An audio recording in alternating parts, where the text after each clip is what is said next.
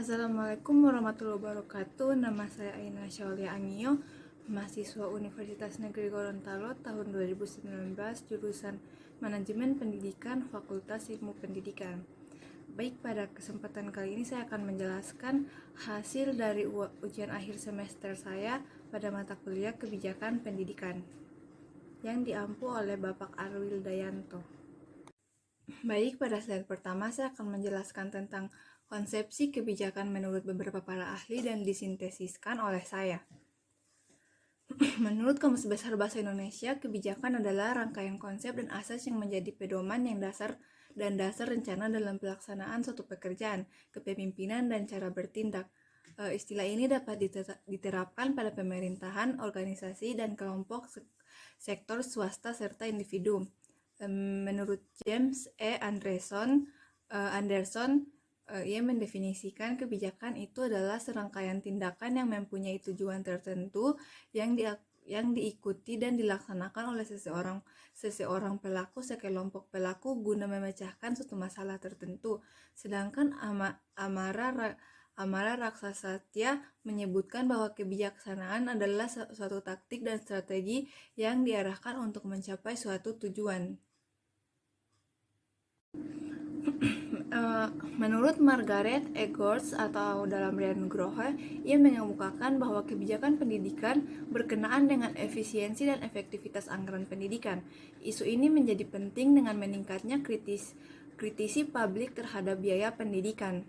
Menurut saya sendiri, kebijakan pendidikan yaitu suatu proses yang direncanakan oleh satu orang atau sekelompok orang yang berada di organisasi pendidikan dengan kesepakatan yang ada dan bertujuan untuk mengatasi masalah untuk meningkatkan kualitas dari program pendidikan yang ada. Baik, pada slide selanjutnya itu membahas tentang manfaat dan relevansi yang diharapkan antara mata kuliah kebijakan pendidikan dan mahasiswa manajemen pendidikan. Menurut saya manfaat dan relevansi dari diberikan mata kuliah kebijakan pendidikan ini yaitu agar mahasiswa lulusan manajemen pendidikan dapat menerapkan ilmu-ilmu yang telah diberikan ketika sudah bekerja di bidang pendidikan nanti.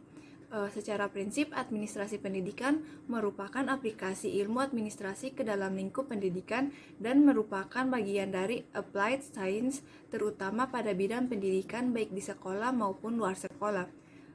Fungsi-fungsi administrasi pendidikan adalah juga merupakan rangkaian konsep dari rumusan administrasi dan manajemen penerapan administrasi di bidang pendidikan, diarahkan pada usaha untuk menunjang kelancaran pencapaian tujuan pendidikan, sedangkan untuk fungsi dan strategi dari konsep manajerial pada prinsipnya sama dengan yang diterapkan dalam lingkup manajemen. Maka dari itu, mahasiswa manajemen pendidikan harus memiliki ilmu-ilmu kebijakan pendidikan agar mahasiswa tahu seberapa penting kebijakan pendidikan dari zaman ke zaman guna meningkatkan kualitas pendidikan di Indonesia.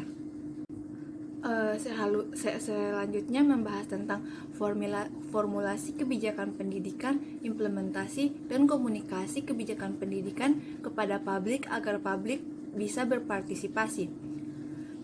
Formulasi kebijakan, implementasinya, dan komunikasi yang dilakukan pihak terkait agar publik bisa berpartisipasi dalam kebijakan pendidikan di berbagai tingkatan nasional, regional, maupun lokal.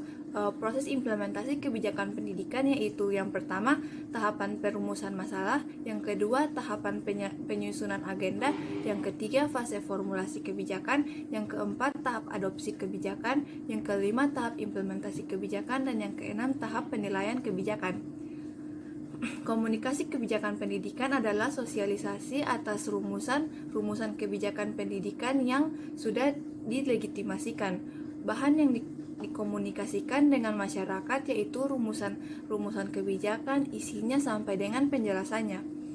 Cara yang paling baik untuk melakukan komunikasi dengan masyarakat luas yaitu melalui artikel atau berita dalam majalah, surat kabar, atau melalui penerbitan buku yang dipasarkan secara luas.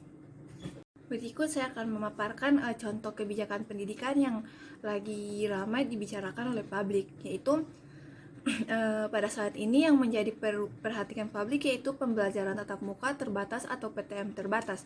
Begitu banyak syarat bagi satuan pendidikan yang akan melaksanakan PTM terbatas, yaitu wajib mengatur kapasitas peserta didik sesuai arahan Menteri Pendidikan, mengatur sistem shift, melakukan protokol kesehatan dengan ketat, tidak ada kegiatan istirahat dan lainnya, dan keputusan PTM terbatas ada di orang tua.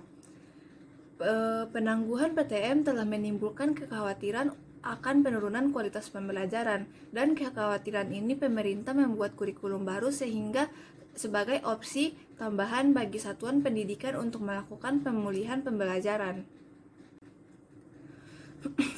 Selanjutnya membahas kebijakan pendidikan di Indonesia, negara berkembang dan negara maju di Asia. Indonesia telah melaksanakan beberapa program untuk memudahkan masyarakat dalam mengakses pendidikan, seperti pemerintah telah menyediakan program BOS, BSM, dan KIP yang diberikan pada masyarakat kurang mampu sehingga masyarakat tetap dapat mengenyam pendidikan.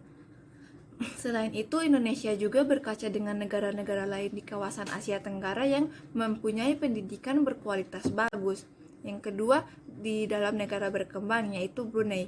Majunya pendidikan di Brunei Darussalam didukung secara langsung oleh pemerintahnya. Semua biaya pendidikan ditanggung oleh pemerintah, termasuk penginapan, makan, buku, dan transportasi, sehingga tidak mengherankan jika pendidikan di Brunei Darussalam berkembang dengan pesat.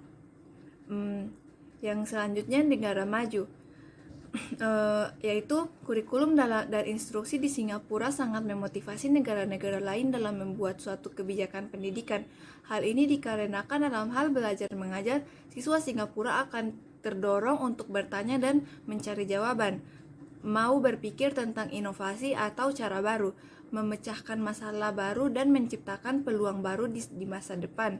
Kurikulum tersebut memiliki kemungkinan dalam menghadapi tantangan dengan masalah sosial seperti sosial emosi dan pelajar yang lambat, sedangkan penilaian tugas fokus pada kualitas pemahaman siswa dan cenderung mendorong guru untuk merancang tugas instruksional. Pada slide terakhir ini, saya akan membahas harapan saya terkait kebijakan pendidikan di Indonesia dan relasi politik kekuasaan dengan kebijakan pendidikan.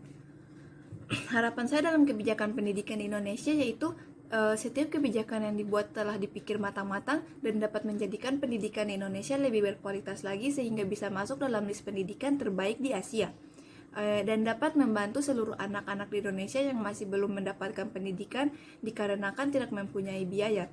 Realitas politik Indonesia dalam menyikapi problematika pendidikan yang tidak dapat dipisahkan dari upaya melenggangkan kekuasaan dengan memfungsionalkan berbagai subsistem, sehingga termasuk sektor pendidikan dijadikan sebagai sarana dan wadah untuk menyukseskan kebijakan yang dilancarkannya dalam menggapai tujuan dan cita-cita utama kepemimpinannya.